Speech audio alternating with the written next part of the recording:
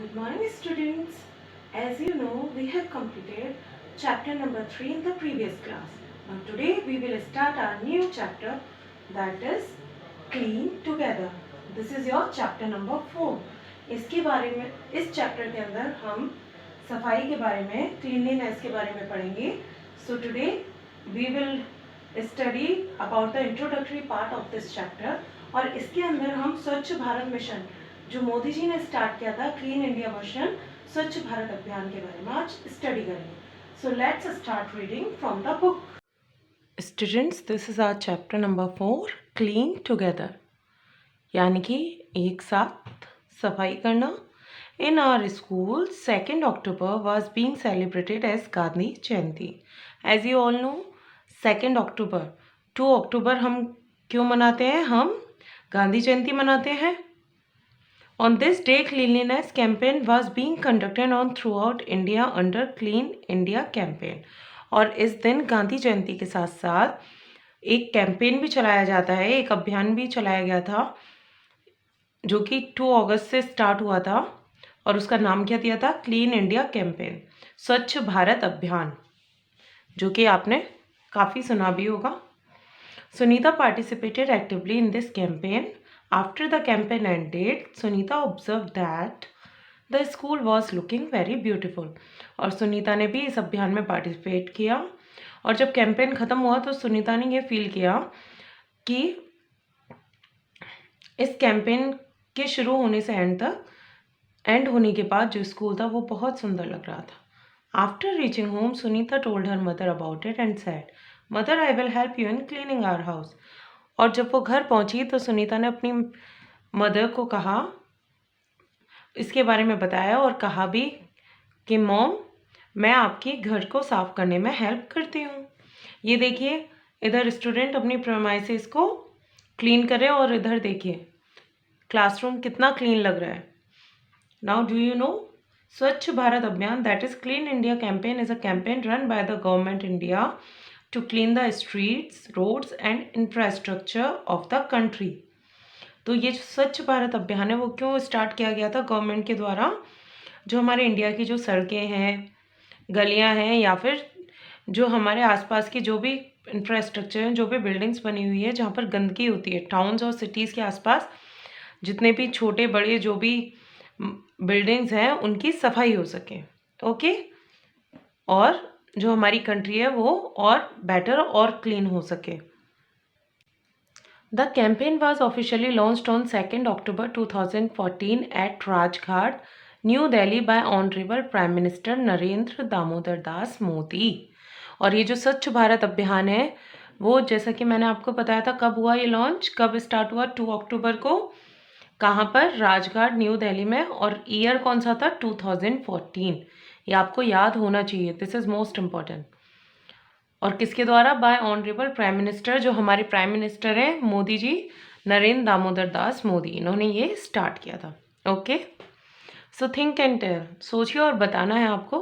Clean India campaign might have taken place in your school too. What work did you do? Make a list.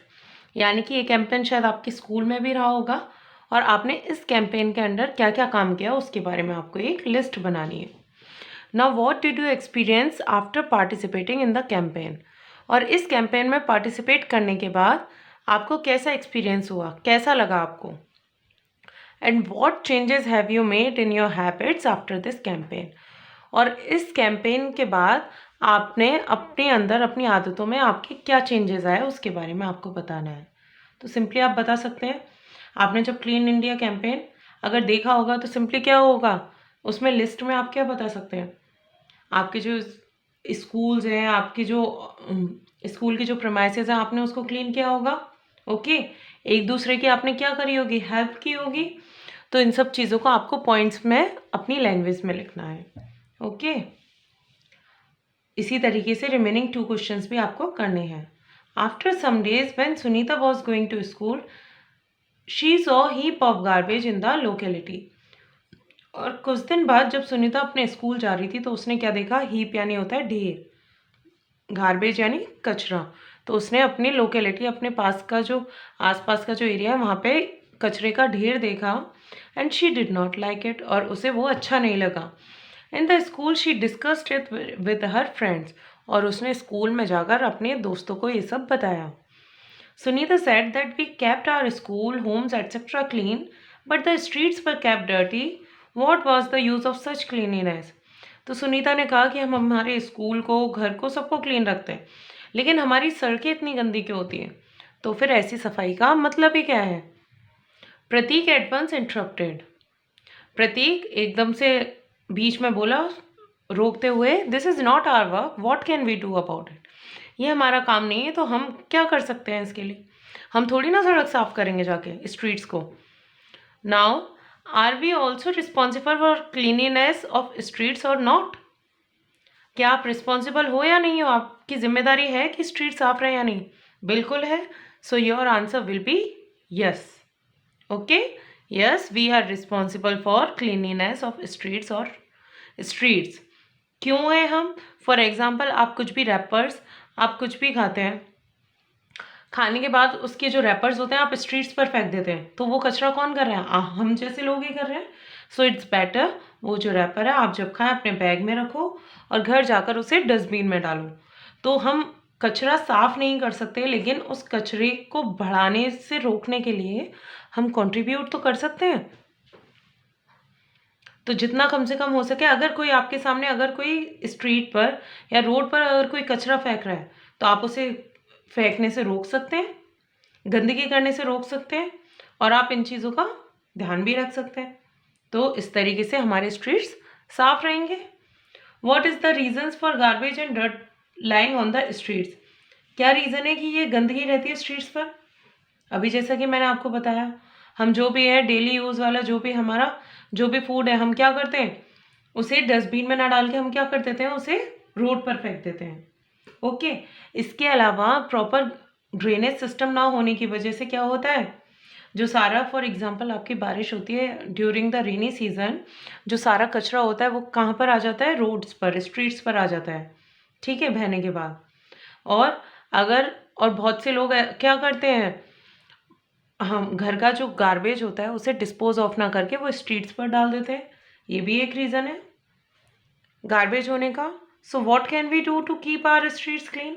अब हम क्या क्या कर सकते हैं इन स्ट्रीट्स को क्लीन करने के लिए? हम बहुत कुछ कर सकते हैं, जैसे कि मैंने आपको बताया, जो भी आप खाते हो, ईटेबल्स हैं आपके, जो भी वेस्टेज है उसे आप क्या करो, आप उसे डिस्पोज ऑफ अच्छे से करो, आप उसे डस्टबिन के अंदर डालो. ओके. और अगर कोई पर्सन ऐसा कर रहा है तो उसे ये सब करने से भी रोको. Now find out and tell who cleans your streets. अब आपको ये बताना है कि आपकी सड़कें कौन साफ करता है. तो आप तो मॉर्निंग में उठते हो, आपको तो स्ट्रीट्स क्लीन मिलती हैं, लेकिन आपने कभी नोटिस किया कि ये कौन करता है? एक्चुअल में ये करते हैं गवर्नमेंट के जो होते हैं, गवर्नमेंट के द्वारा हायर किए जाते हैं जो स्वीपर्स होते हैं, वो करते हैं ये काम. What do they do with the collected garbage? Where do they take it? इस इकट्ठे करे हुए कचरे का वो करते क्या हैं और ये उसे कहाँ ले जाते हैं? What difficulties do they face in this work? और उन्हें ये काम करने में क्या परेशानी आती है? अब think and tell. आप सोचो और फिर बताओ. What would happen if garbage around school or home is not removed for a week? क्या होगा अगर एक वीक तक आपके घर के आसपास या फिर आपके स्कूल के आसपास का कचरा नहीं उठाया जाए तो सिंपल है, बहुत ज़्यादा गंदगी हो जाएगी. सो इसको आप खुद करोगे.